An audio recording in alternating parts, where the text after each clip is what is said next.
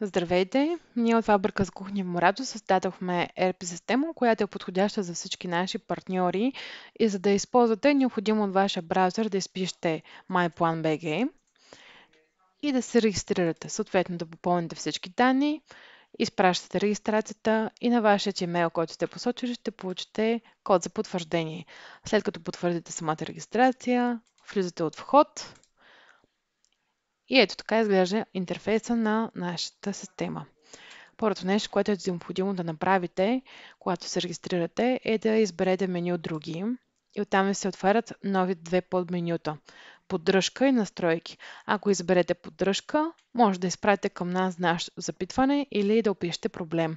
А ако изберете настройки, може да промените личните данни, фирмените данни, гаранционни условия и смяна на пароли.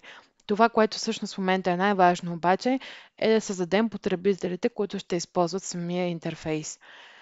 Необходимо е да натиснете добави, написвате името, имейла, попълвате всичко, добави и така създавате нов админ. След което избираме график и добавяме служители, които ще използваме за самия график. От плюсчето ги добавяте, от кошчето ги триете. Отново долното меню натискаме и избираме статуси. Ако тези статуса ви много като бройки, може просто ето така да ги спрете. А ако не ви отговарят на това, което извършвате, от молечето може да премахнете заглавието и да добавите ваше. Давате запази и сме готови.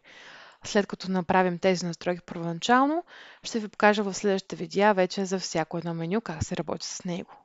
Благодаря ви!